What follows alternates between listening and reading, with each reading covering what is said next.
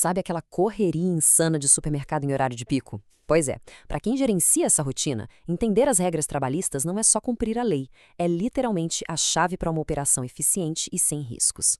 Nesta nossa análise de hoje, vamos construir um manual prático para desvendar as escalas de trabalho e contratações, focando exatamente naqueles momentos de loja cheia e nas famosas correrias dos fins de semana. Diante desse desafio diário de manter as prateleiras abastecidas e os caixas rodando rápido, a grande pergunta que não quer calar é: como organizar essa escala toda de forma totalmente legal, sem ter nenhuma surpresa desagradável no fim do mês? É exatamente esse quebra-cabeça que a gente vai montar agora, detalhando os parâmetros da nossa conhecida CLT. Então, o nosso manual direto ao ponto vai cobrir 5 passos essenciais. 1. Regras do meio período. 2. Trabalho aos domingos. 3. As diferenças nas escalas entre homens e mulheres. 4. Pausas e alimentação. E 5. Salários e benefícios. Bora lá? Regras do meio período. Reforçando a equipe no horário de pico. O primeiro grande obstáculo em qualquer frente de loja é justamente ter equipe suficiente na hora que o movimento explode. Para não inchar a folha de pagamento e ainda assim garantir um atendimento ágil, os contratos de meio período, o famoso tempo parcial, são aliados absolutamente cruciais. A legislação traz 2 opções claríssimas para essa contratação, e elas mudam o jogo todo. A primeira opção permite contratar por até 30 horas semanais, mas atenção total a esse limite. Nesse cenário, é terminantemente proibido fazer qualquer hora extra, nenhuma mesmo. Já a segunda opção limita a jornada a 26 horas semanais, só que traz a flexibilidade enorme de poder adicionar até 6 horas extras na mesma semana. O que é realmente interessante no texto da lei é como isso blinda todo mundo. Ao definir essas fronteiras de forma tão estrita, o legislador garante previsibilidade de descanso para o trabalhador e, ao mesmo tempo, dá carta branca para a gestão planejar os reforços de fim de semana de um jeito muito mais seguro. Mas tem um detalhe financeiro importantíssimo. Se a escolha for por aquela jornada de 26 horas com a opção de esticar o turno, tem um custo fixo aí.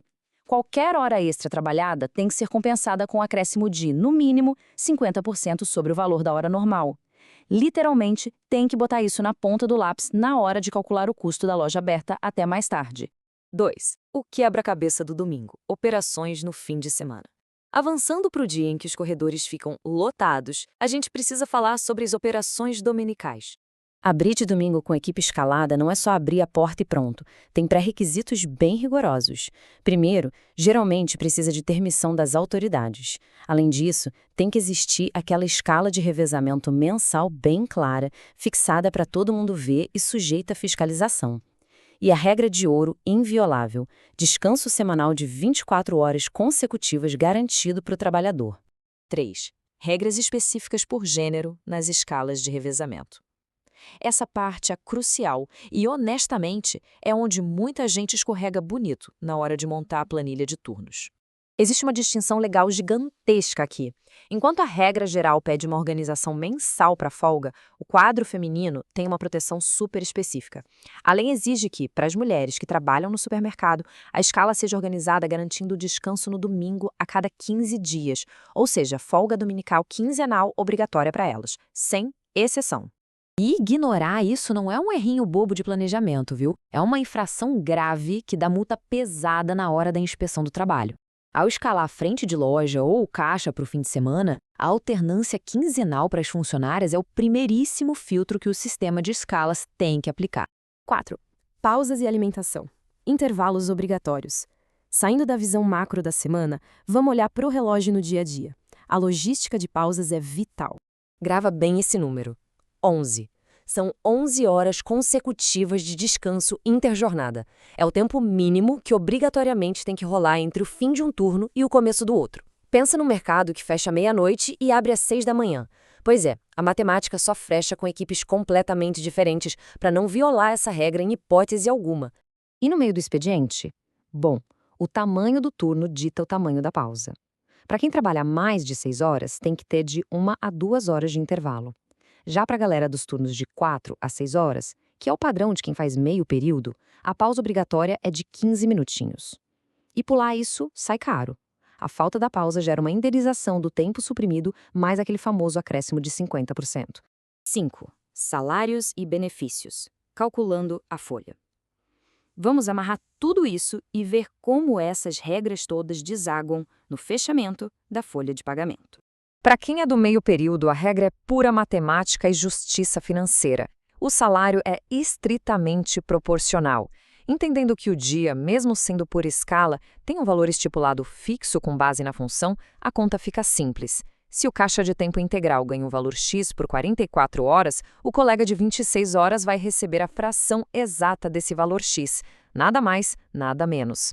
Vale lembrar que salário não é só dinheiro na conta. A remuneração pode incluir coisas como a alimentação no próprio refeitório do supermercado, que é super comum. A lei permite esse formato in natura, desde que os valores atribuídos sejam justos e razoáveis. Ah, e um detalhe histórico curioso, mas muito sério. É totalmente proibido usar bebida alcoólica ou drogas nocivas como parte do pagamento. A lei faz muita questão de frisar isso. Agora, olha que baita sacada contábil. Se a opção for dar um auxílio alimentação padronizado, tipo um ticket ao cartão, isso não se incorpora ao contrato de trabalho. Na prática, isso quer dizer que não vai incidir nenhum encargo trabalhista ou taxa previdenciária em cima desse valor. É um alívio financeiro gigante para a folha da empresa, garantindo o benefício da equipe. E para consolidar tudo, a gente sempre volta ao princípio fundamental, a igualdade absoluta. Trabalho de igual valor exige salário igual, rejeitando totalmente qualquer distinção de sexo. Essa tem que ser a bússola que guia o planejamento de cada corredor do supermercado. Então, fica a grande reflexão para a gente encerrar. Dominando esses limites de tempo parcial, ajustando perfeitamente as escalas de domingo por gênero e respeitando as pausas, como a gestão da equipe no próximo feriado pode se transformar? A aplicação inteligente dessa regra toda transforma o que parecia um pesadelo jurídico numa vantagem estratégica e competitiva brutal. É exatamente isso que constrói operações sólidas e lucrativas. Até a nossa próxima análise.